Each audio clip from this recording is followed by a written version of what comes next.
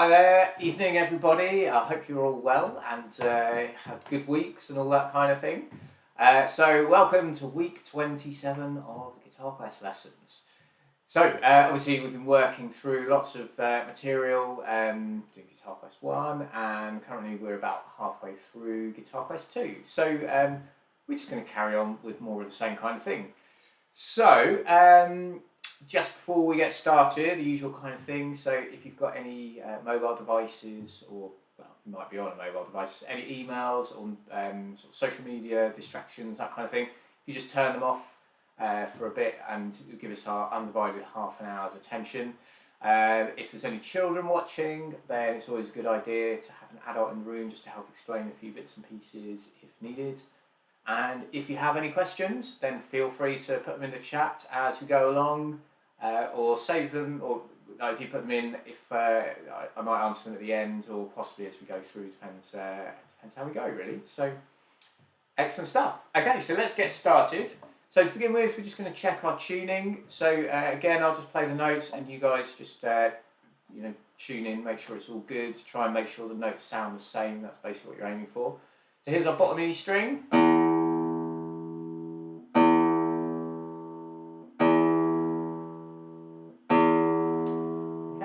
On to A, and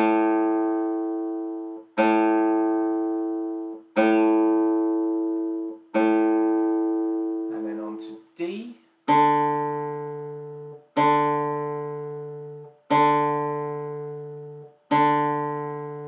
and G,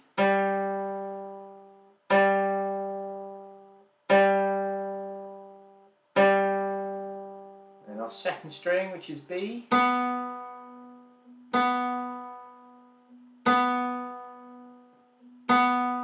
and then finally our first string, which is our top E string.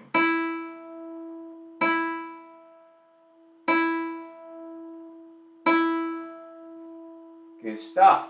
Okay, so quick reminder on posture as well. So just try and keep that neck of the guitar angling up just a little bit, or at the very least horizontal, but not aiming down. Try not to let the guitar slide away from you, like that kind of thing. So when you go to fret the notes, you've got to bring your hand around further, and that's going to be more difficult. So particularly when you're newer to it, that although you can see what you're doing, it sort of counteracts actually, because you have to work so much harder. So just try and find that sort of sweet spot for whatever's working for you at the time. So good stuff. Okay, so we are going to go on to a bit of a warm-up today, which is going to be exercise 17. I think I mentioned that last time. So that's on page 13 of the book. So if you want to turn to that page, just give you a second to find the right exercise. So this is the one we talked about on beat 2. We have the rest before we get the other notes, and that rest there, that kind of thing. And if you wanted to, you could put a little tap on the strings in. I think we mentioned that last week or the week before. If you want to do that, that's great. If you want to just keep it nice and silent as well, that's fine. Just whatever works, really. So let's give it a go then. So after 4, just move back a bit so you can see my guitar better. Here we go. So 1, 2, 3, 4.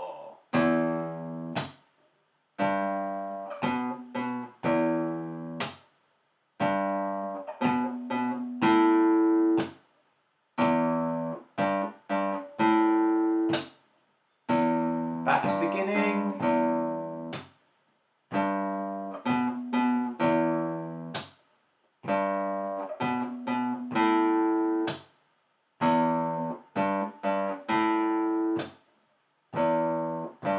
Second line.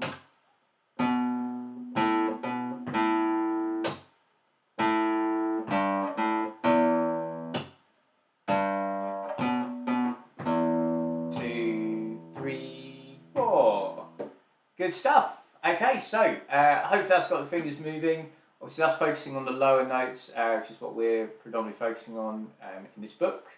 But there's obviously plenty of other material in there to go over some of the higher notes.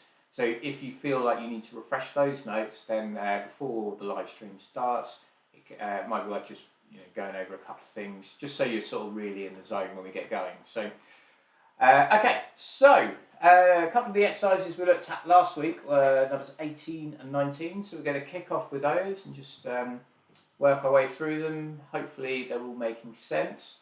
So exercise 18 then. We'll start with that. And just a quick reminder, I know I mentioned it last week. Let's bring the music up here. So when we come on to this one, well, that's done.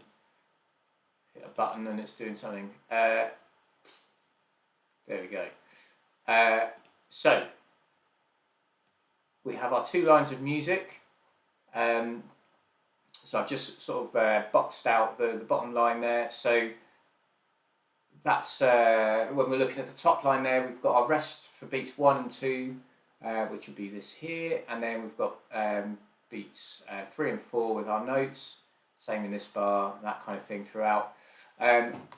If we were to grey out the higher voice, which and these notes are greyed out, they're the ones you're playing with your fingers, we're then left with this lower voice, which is the notes we're going to play with the thumb, and that's the first one there, that G, that's beat 1, and then we come on to that next note on beat 2, and it's a dotted min, so it's going to last for 3 beats, so it's going to last until the end of the bar. So hopefully that makes sense. I'm just going to bring back to what I need. Yeah, okay, and if it doesn't, go back and watch last week's lesson, because I did go through that in a little bit more detail. But it's just trying to get used to this idea of having 2 lines of music and how they overlap, and and just making sense of it all, really. So, but let's give it a go. So after 4, we'll just take it relatively slowly. If you've got any questions, obviously you do fire away. We've got the repeat at the end of the second line, so we will be doing that as well. So do lines 1, 2, back to the beginning, 1 and 2 again, and then finally line 3. Watch out for the end of the second line. We've got those few quavers there, so they're a little bit faster. Other than that, hopefully all will be good. So here we go, after 4. So 1, 2, 3, 4.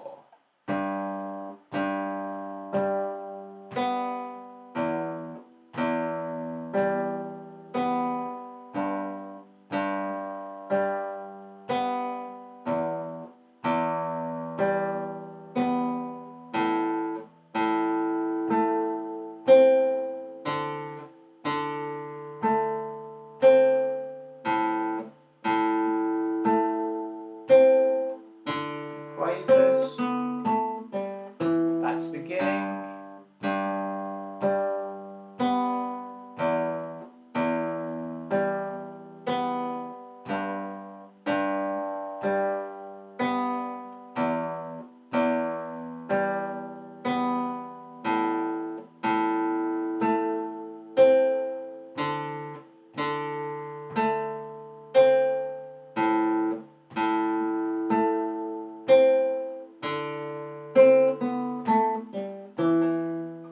Last line.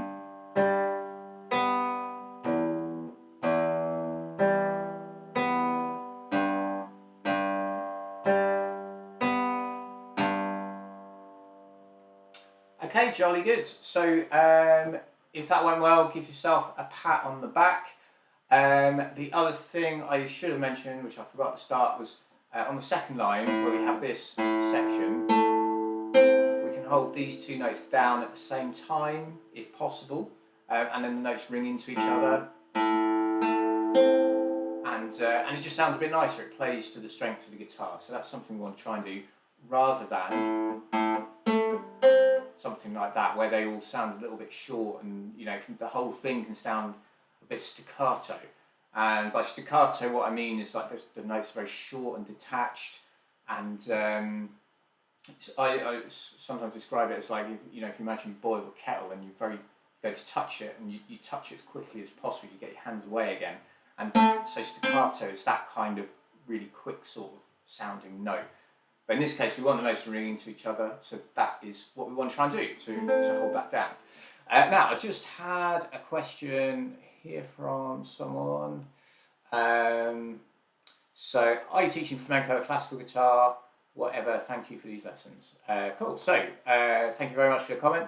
So, I am playing, this guitar here is an electroacoustic flamenco guitar, which basically just means it's a flamenco guitar that can be plugged in. A flamenco guitar is very, very similar to a classical guitar, it's just slightly different wood choices. And to be honest, for the price that I actually paid for this, you know, and this is a decent guitar, don't get me wrong, but if you went for a genuine, like, high-end flamenco guitar, the choice of wood would be probably superior to this anyway. So that's what I'm playing. But in terms of the lessons, although I'm playing it on this guitar, it's not really classical, it's not really flamenco, it's more just a general kind of, at the moment, a fingerstyle sort of approach to learning and playing guitar. And at some point we'll move on and study some plectrum playing as well. It's an all-rounder kind of course, really. So I hope that answers that. And yeah, let's move on to number 19. So with number 19, we have this new note F. So again, if I just bring the music up onto the screen, and if you see this one down here, so we've got our stave here, we've got these 3 extra lines here, these are our ledger lines, and then that note there at the bottom, that is always an F. We're going to use our first finger, that's what that little 1 there is telling us. You may not be able to see that on your screen necessarily, but hopefully it should be clear on the printout that you've got.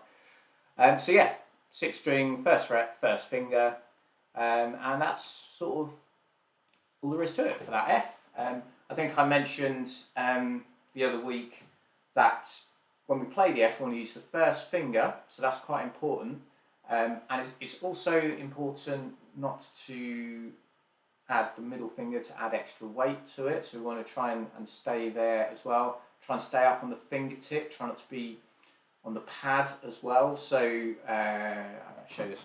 So sometimes when people are playing, they'll go to play the notes and they'll sort of, it's almost like they kind of slap the fingers down, and it's like okay, you're getting the note, that's cool, but you want to be more precise than that if possible and be on that fingertip. And that, you know, that goes for any note, but I think particularly on the 6th string they can be a little bit more up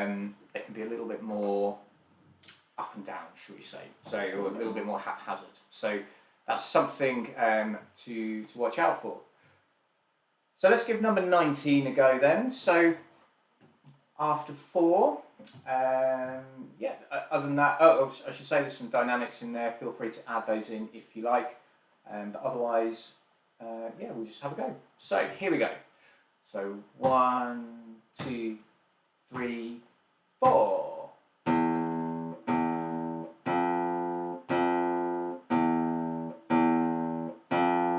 Rest, a little bit louder possibly.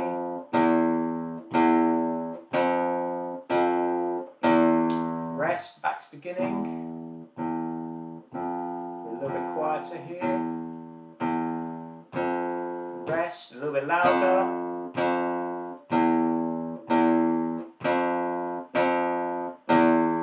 Rest. Okay, cool. So if that went well, then give yourself a pat on the back.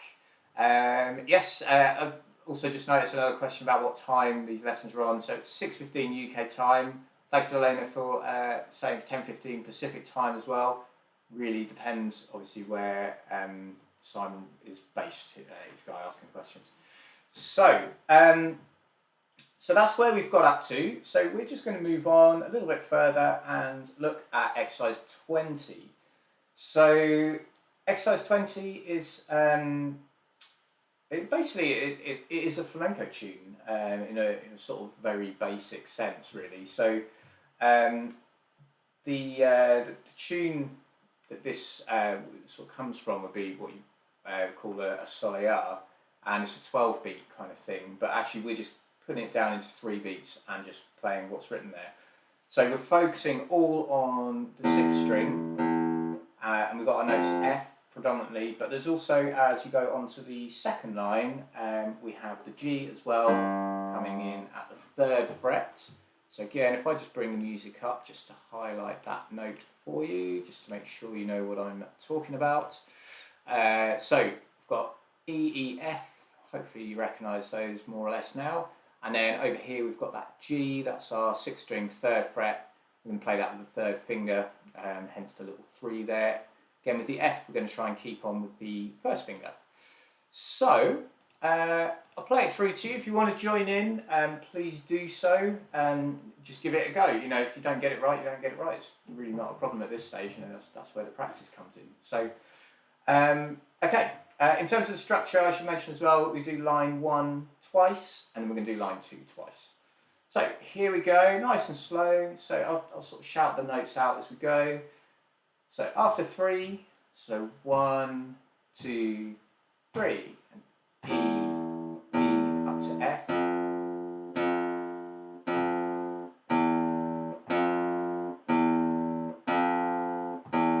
2, 3, so E, E, F, F, F, E, F, E, F, E, 2, 3 in the second line, E, E, F, F, F, E, F, G, F, E, 2, 3, and back to the beginning of that line.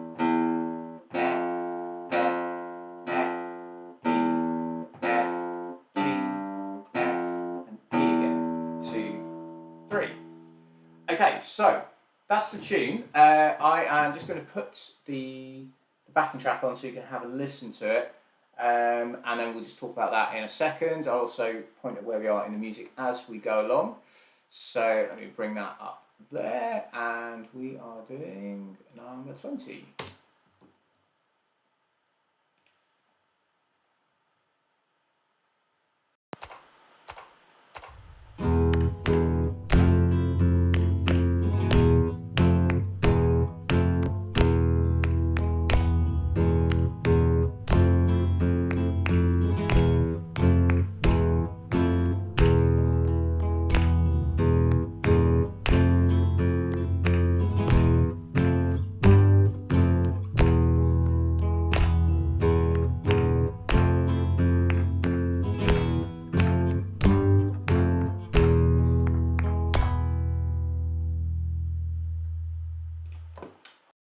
Okay, jolly good. So hopefully you liked that.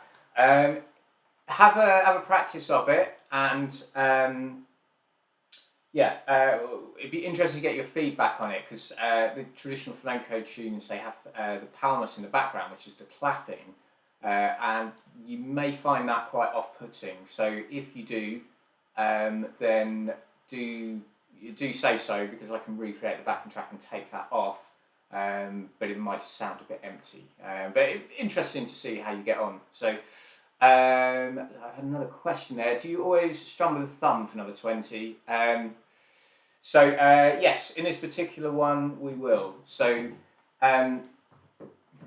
we mentioned before that if the stems point down, typically we're going to use the thumb, and if they point up, then we're going to use the fingers.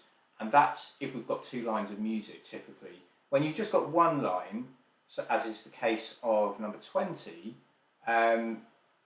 all the stems are pointing up, so it might make you think use the fingers, but actually all the notes we're playing are on the 6th string, and typically our thumb is what's going to be playing the lower strings here, and our fingers tend to play the higher strings. There are always exceptions to that rule, but that's just your rough guide, really. So yeah, in this case, thumb for all of these notes. And if I was looking at any piece of music and it was predominantly around the 6th and the 5th strings, I'd be using the thumb as my default, unless there's something in particular that sort of leans towards using the fingers. So, cool. Okay, so let's move on from that. So underneath that, we've got the 9-note bass recap.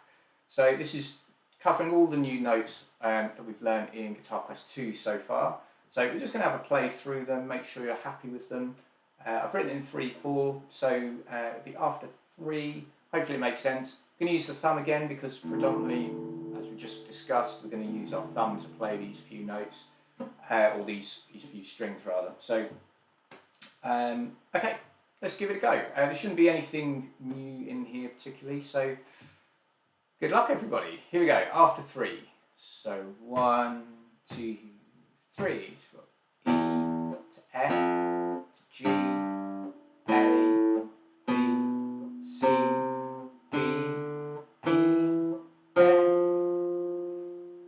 Cool, and that's basically it. And we'll probably make that a part of the warm-up for next week. I realised I counted in a little bit fast. I did slow down as we played through it, so apologies about that, but hopefully it gives you the idea. It's basically just a kind of a scale, so it's just kind of summarising really everything that we've learned so far in terms of new notes. But I would like to move on, so let's turn the page, and we have on the next page another new chord. So in Guitar Quest 1 and earlier in Guitar Quest 2 we've covered a few chords already, so I can't remember the exact order we covered them, but it's E minor, E major, A minor. I think they're the ones in Guitar Quest 1, and then we've also covered A major and D major. So hopefully those shapes kind of make sense, or you can sort of hopefully vaguely remember them anyway. So yeah, we're now going on to D minor. So to play this chord, we are going to put our first finger on the first string at the first frets, middle finger on the third string at the second frets, and the third finger, or your ring finger, on the second string at the third fret.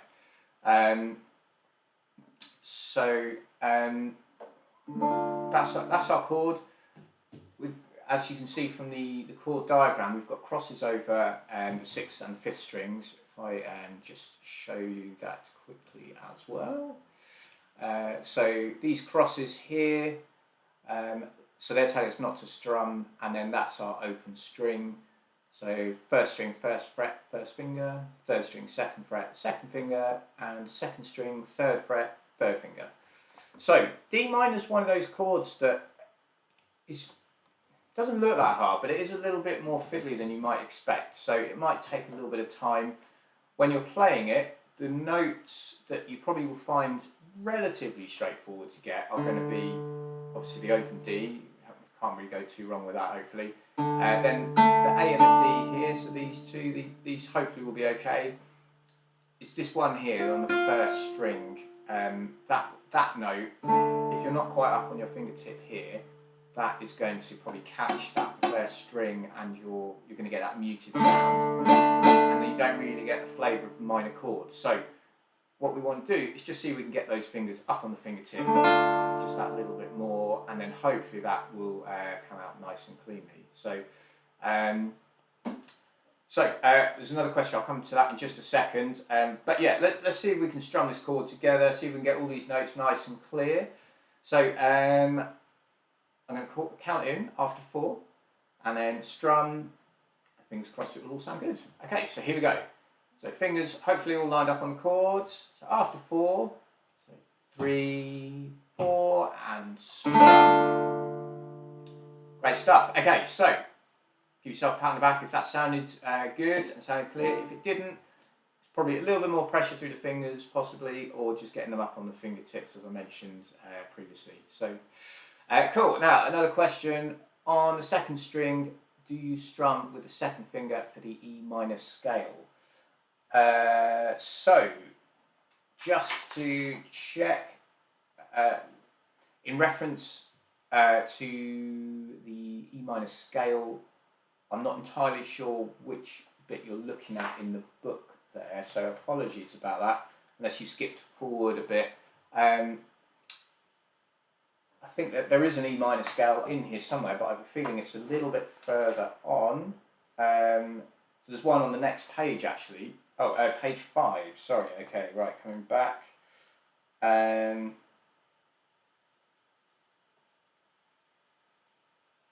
Okay, so let me just try to digress a little here. So if we come back to page 5, this is what I'm seeing on page 5. So there isn't an E minor scale on there. On the second string, do you strum with the second finger for the E minor scale?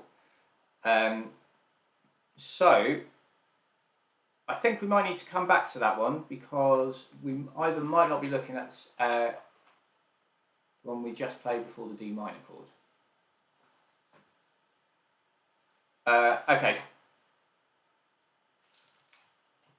Okay, so in which case, I think we are referring to, so I'm just trying to find the right bit here. It kind of sounded like an E minor at the beginning without an F sharp. Ah, right, okay, I know what you mean, yes. So, on this page 15, so the original question, on the second string, do you strum with the second finger for the E minor scale? So I believe this is what the question is referring to. Remember, our strings are upside down, so when we're looking at this here, these notes are string 6, these are string 5, these are string 4. So it's easy to get that muddled up. Hopefully I'm understanding this correctly. So if you think of the strings as being 1, 2, 3, 4, 5, 6, which is sort of the most logical way of doing it in a way, it's actually the other way up. Everything's kind of upside down. So hopefully you're referring to string 5 notes, which are these ones here.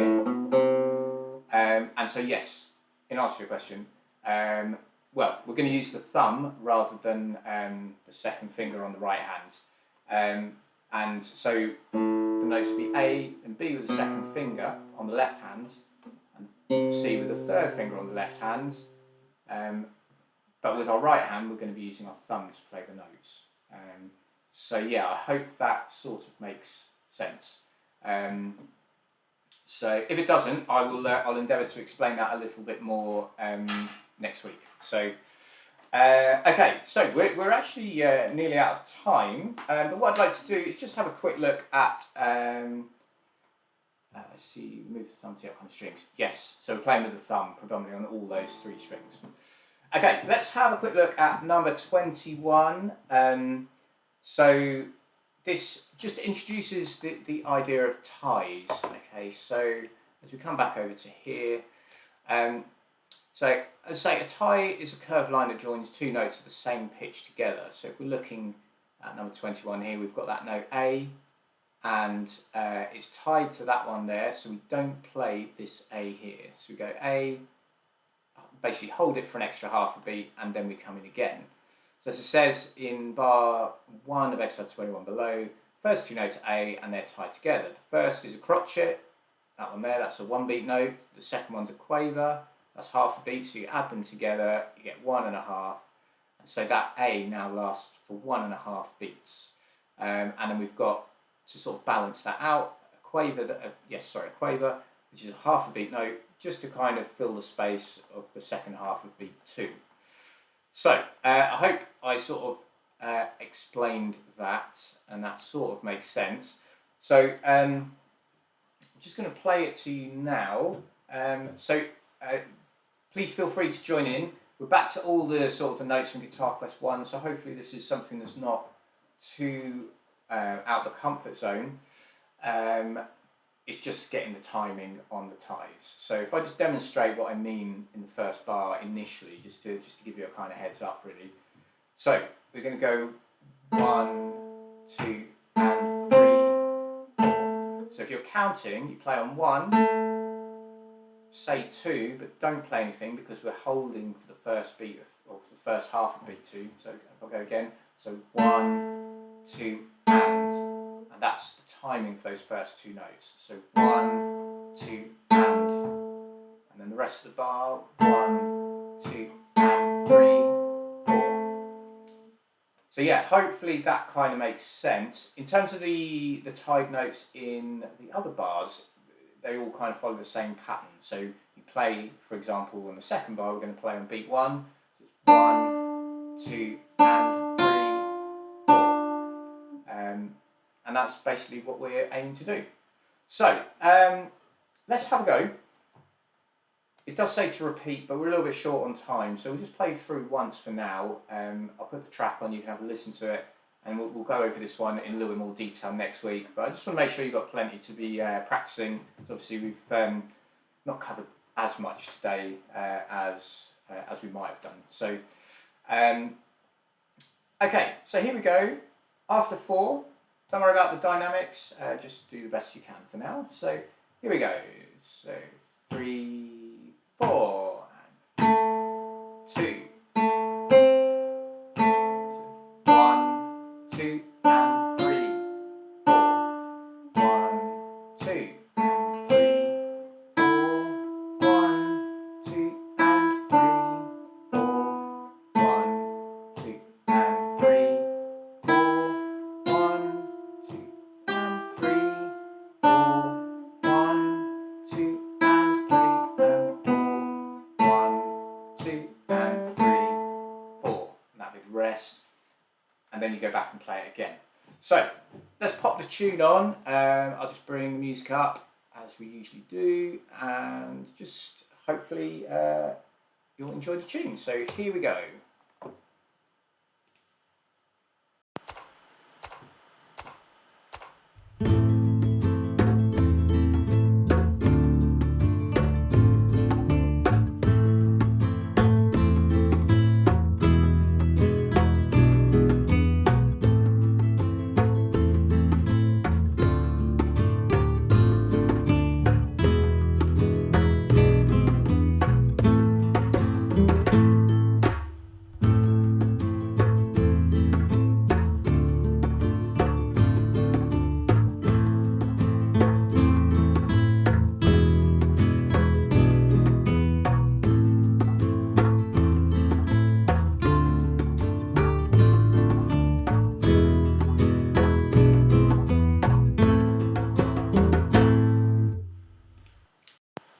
Okay, good stuff. So that is a good place for us to finish up, I think.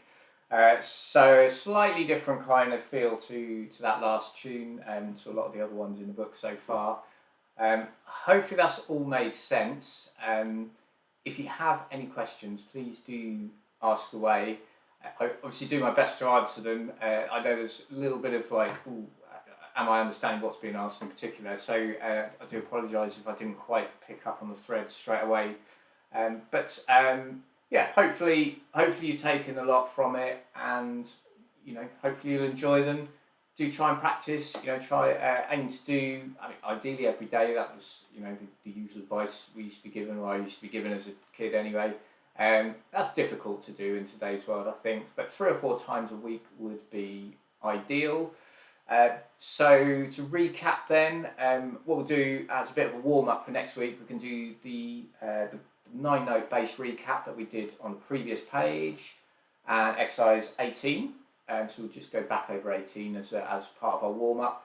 And then the new exercises today, we had exercise 20, we had the D minor chord, and exercise 21. And do practice that D minor chord, because exercise 22 is going to be some chord strumming work as well. So you may want to go back over A minor and E as well.